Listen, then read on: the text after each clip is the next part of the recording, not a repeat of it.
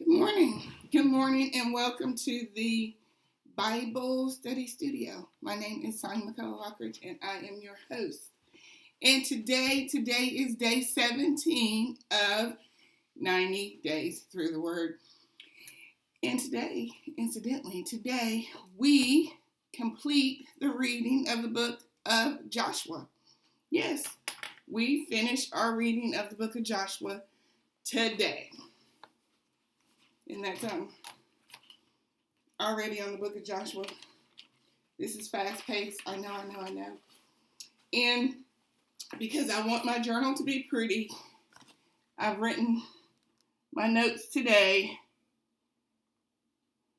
in my composition book. So you don't have to have the journal. I would love for you to have the journal because the journal is a nice record of what we have done during this season, as opposed to a record of nothingness. So yes, I would love for you to have the journal. You can download the journal, have it printed, put some holes in it, put it in a notebook. The link is below. So let's get started with chapter 14 of the book of Joshua. Caleb remembers and reminds and asks that the Lord promised him an inheritance. Caleb, he's like, over here, don't forget me. The Lord promised me an inheritance through Moses. I want my share. So he remembered, he reminded, and he asked. And he receives. Caleb receives his inheritance for wholly, W-H-O-L-L-Y, following the Lord. Now, what I noticed in our reading is that the word boundary, borders, and such are greatly present in this reading.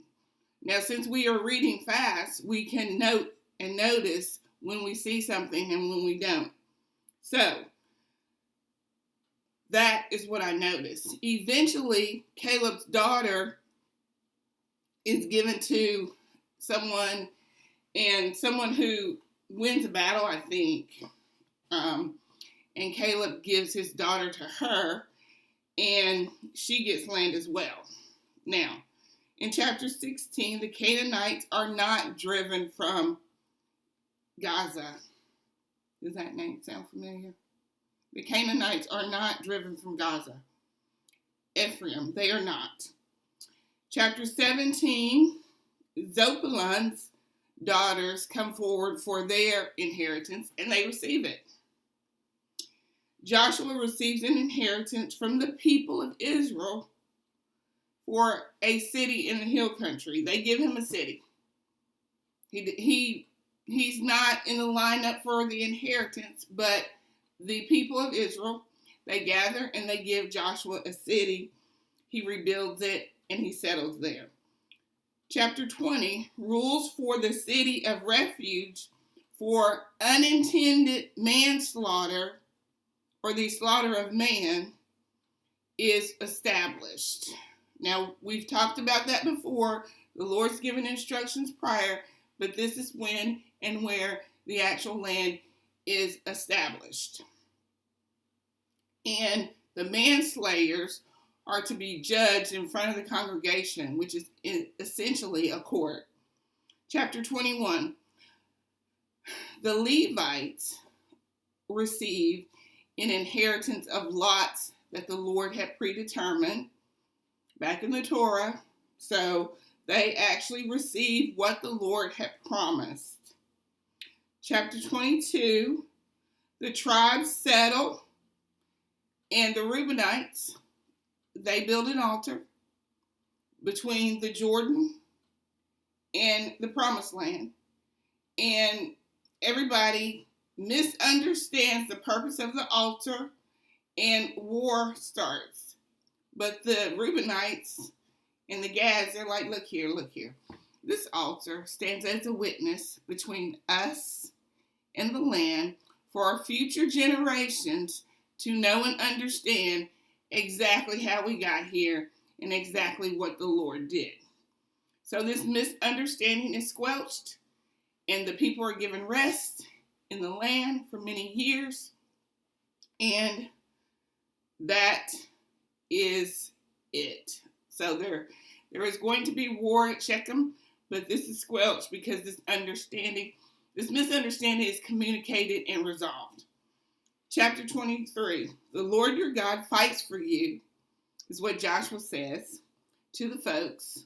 After he recounts all that the Lord has done, there's a bunch of recounting. But he warns of transgressions. As an old man, at this point, Joshua is over 100 years old. He warns the Israelites of transgressing against the Lord. And they say, we're not going to do that. We're going to teach our children, and we are not going to transgress against the Lord. We're not going to sin against the Lord. Chapter 24, summary of the Lord's actions throughout the law, is a nice, maybe 3 or 4 paragraphs of an entire summary of exactly what the Lord did for his people. Beautiful summary. It is definitely a must-read summary and a call to action. Who will you serve? Choose today who you will serve. And we see that often on plaques and whatnot in our world. Now, I wanted to call our attention to Joshua 21, 43 through 45. Joshua 21, 43 through 45. Did I get through all the chapters? Okay. I didn't read all my notes. The renewal of the covenant of Shechem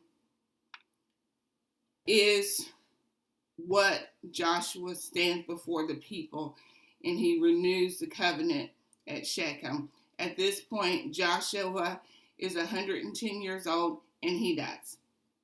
Not only does he die, but Eleazar died as well. The first chapter of the book of Judges, Judah and Simeon continue the conquest to possess the land formerly not conquered, and forced labor is reestablished. Slavery is reestablished.